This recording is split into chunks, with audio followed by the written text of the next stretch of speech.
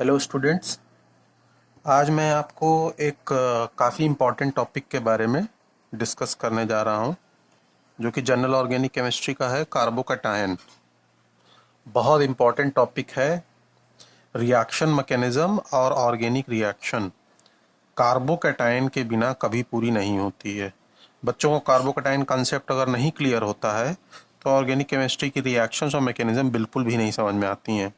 तो आज मैं आपको बहुत सरल तरीके से कार्बोकैटायन का पूरा हॉरोस्कोप समझा दूंगा और फिर आपको कार्बोकैटायन में कोई दिक्कत भी नहीं होगी। तो चलिए आज स्टार्ट करते हैं कार्बोकैटायन को। चाहे अगर कॉन्सेप्ट अच्छा लगेगा तो चैनल को सब्सक्राइब करिएगा और लाइक करिएगा।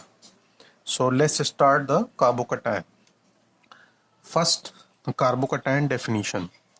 Organic species having carbon atom with 6 electron in outermost shell or outermost orbit and having the positive charge is known as carbocation. एक ऐसी ऑर्गेनिक स्पीसीज जिस कार्बन की जिसमें 6 इलेक्ट्रॉन आउटरमोस्ट शेल में, आउटरमोस्ट ऑर्बिट में, और उसके ऊपर पॉजिटिव चार्ज हो तो उसे हम कार्बोकैटायन कहेंगे। तो वन बाई वन कार्बोकैटायन का क्लासिफिकेशन डिस्कस करेंगे और फिर उसकी स्टेबिलिटी। तो फर्स्ट टाइप जो कार्बोकैटायन का है वो एल्काइल कार्बोकैटायन है। तो सबसे पहले एल्काइल कार्बोकैटायन समझते हैं। What is alkyl carbocation? When positive charge on alkyl carbon is present, then that type of carbocation is known as alkyl carbocation. अगर एल्काइल कार्बन के ऊपर पॉजिटिव चार्ज हो तो उसे हम एल्काइल कार्बोकैटायन बोलते हैं। जैसे देखिए मिथाइल के ऊपर पॉजिटिव चार्ज, ठीक है, यहाँ CH2 पर पॉजिटिव चार्ज, ये CH के ऊपर पॉजिटिव चार्ज, तो ये सब एल्काइल कार्बोकैटायन होते हैं। तो जितने प्रकार के आपको दिख रहे हैं कार्बोकैटायन ये सारे हैं। तो ये जैसे ये प्राइमरी कार्बोकैटायन है, ये सेकेंडरी कार्बोकैटायन है, ये टर्सरी कार्बोकैटायन है। ऐसा इसलिए है क्योंकि पॉजिटिव चार्ज कार्बन से 3 R ग्रुप हो लगा हो मिथाइल ग्रुप तो टर्सरी लेवल कार्बोकैटायन होता, 2 R ग्रुप लगा होता है तो सेकेंडरी, और 1 R ग्रुप पॉजिटिव चार्ज से लगा हो तो वो प्राइमरी होगा। तो अब इस कार्बोकैटायन के स्टेबिलिटी फैक्टर्स क्या क्या होंगे? First factor is inductive effect and second factor is hyperconjugative effect. Inductive effect is directly proportional to stability of carbocation and hyperconjugative effect is directly proportional to stability of carbocation. जितना ज़्यादा R group होगा उतना ही ज़्यादा hyper conjugative effect होगा, उतना ही ज़्यादा inductive effect होगा। यानी एल्काइल ग्रुप जितना ज़्यादा होगा या जितना बड़ा होगा कार्बोकैटायन की स्टेबिलिटी उतनी ही ज़्यादा होगी। फर्स्ट ईयर में आप लोग 11th क्लास में पढ़ा होगा। तो hyper inductive effect IE is directly proportional to stability of carbocation and hyperconjugation is also directly proportional to stability of carbocation, ठीक है। And both are directly proportional to number of R group. जितना R group होगा उतना ज़्यादा hyper conjugation, उतना ज़्यादा inductive effect.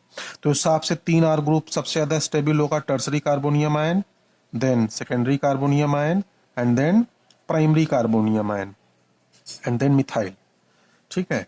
अब यहाँ देखिए एक बहुत इंपॉर्टेंट पॉइंट मैंने बताया हुआ है, if alkoxy and amino group present.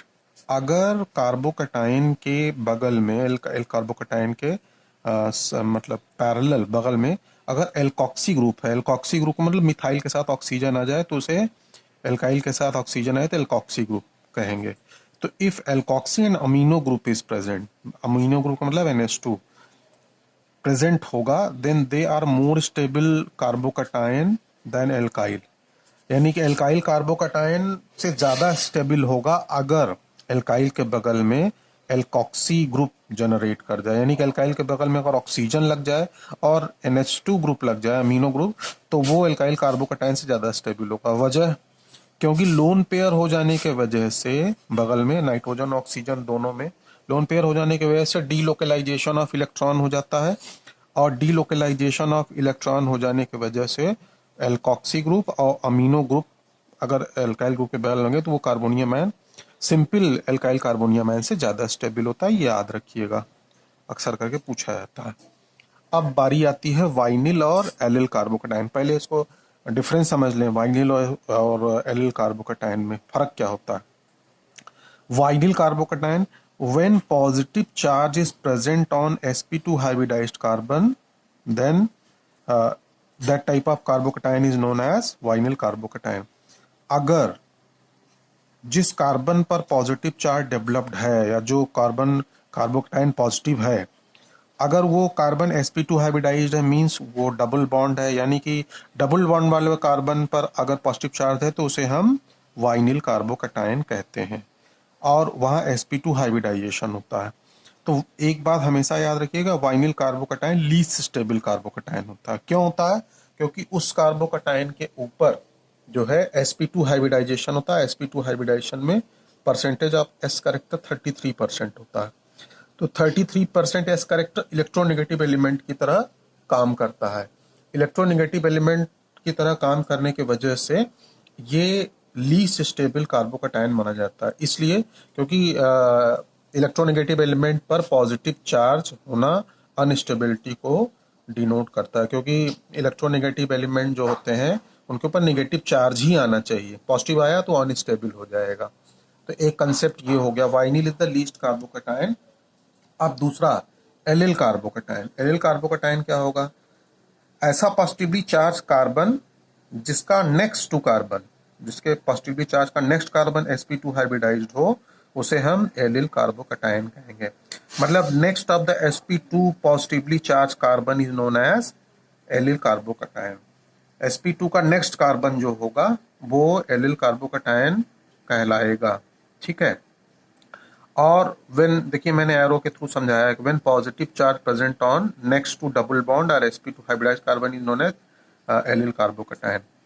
This allyl carbocation is more stable than alkyl carbocation. ये ऊपर के एल्काइल कार्बोकटाइन से एलिल कार्बोकटाइन ज्यादा स्टेबल होता है। क्यों स्टेबल होता है?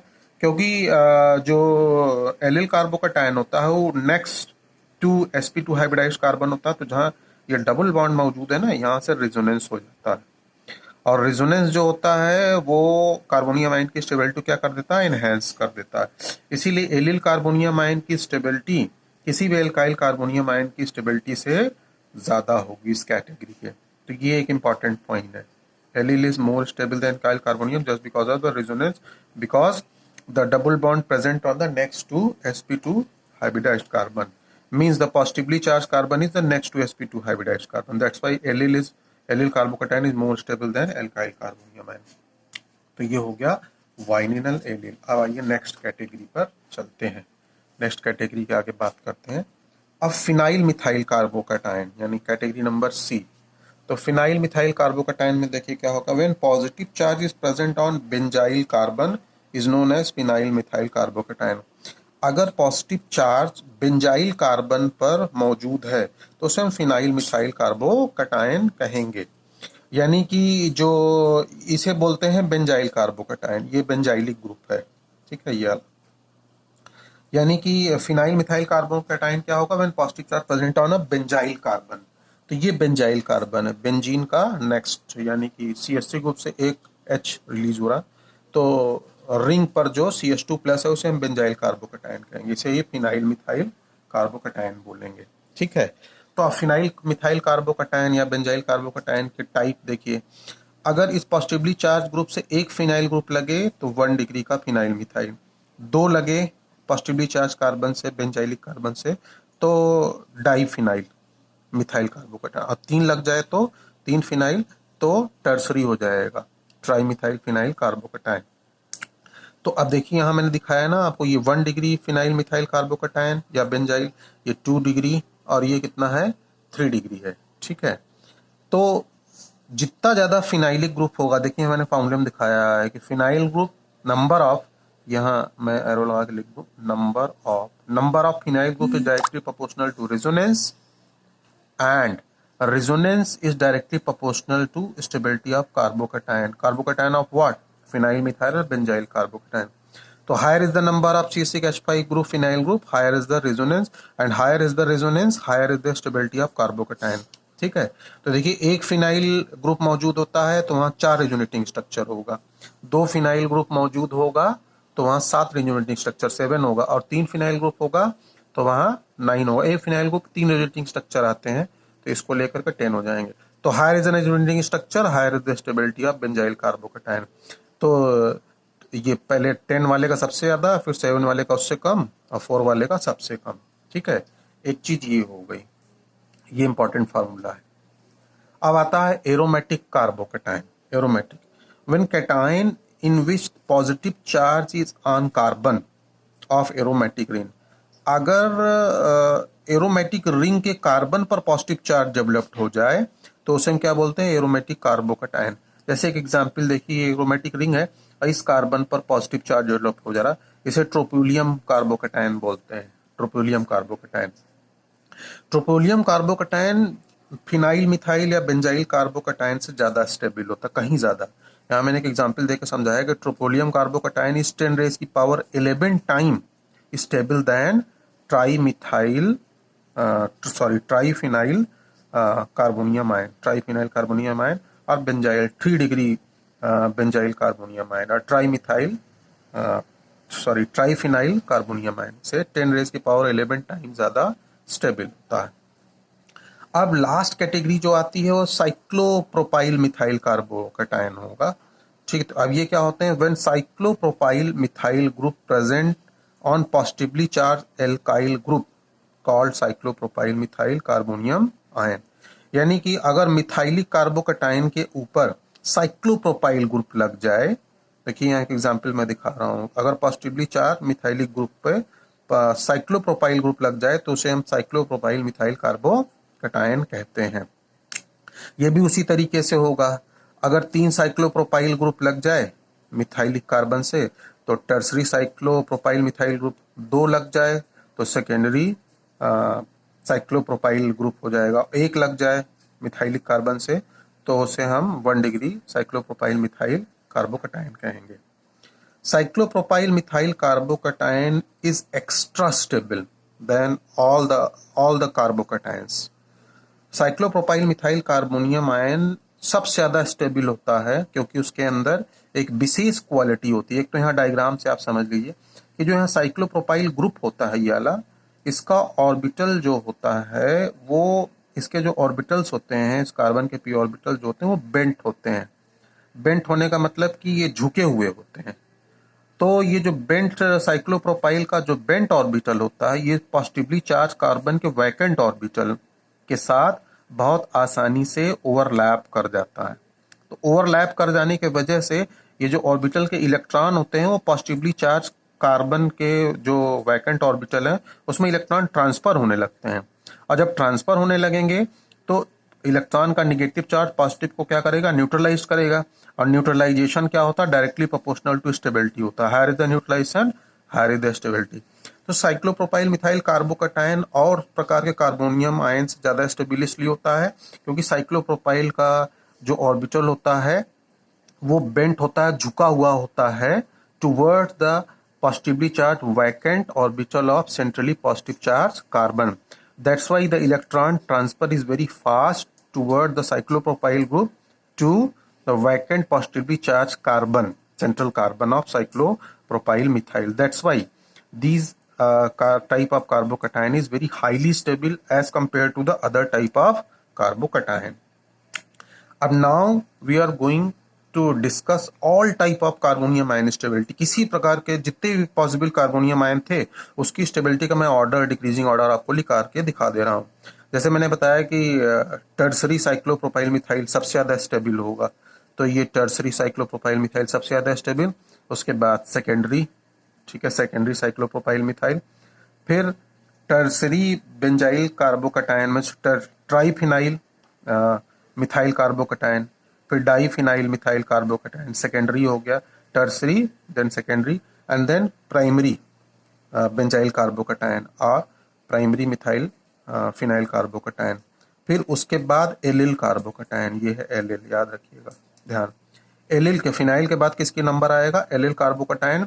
देन लास्ट में एल्काइल कार्बोकैटायन, तो ये tertiary methyl carbocation because of 3R group, secondary methyl carbocation because of 2R group, and then primary methyl carbocation because of 1R group.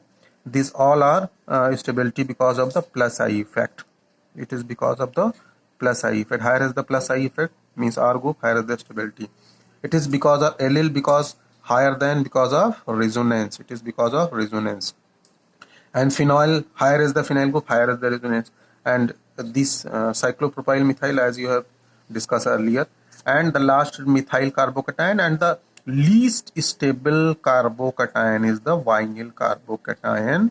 Reason behind that, because positively charged carbocation having the sp2 hybridization or double bond, and sp2 hybridized carbon have electronegative, behave like electronegative element. If electronegative element attain the positive charge, it becomes the least stable. That's why vinyl carbocation is least stable carbocation. So it is all about the total horoscope of the stability of carbonium ion, types of carbonium ion, classification of carbonium ion, and all type of carbonium ion stability. It is very helpful for your competition, the basic concepts of carbocation. It is helpful in reaction mechanism and chemical reaction of organic. So it is very important. So if this carbocation video is helpful for your competitive concept and 11th 12th concept, so please subscribe my channel and like my channel. Thank you.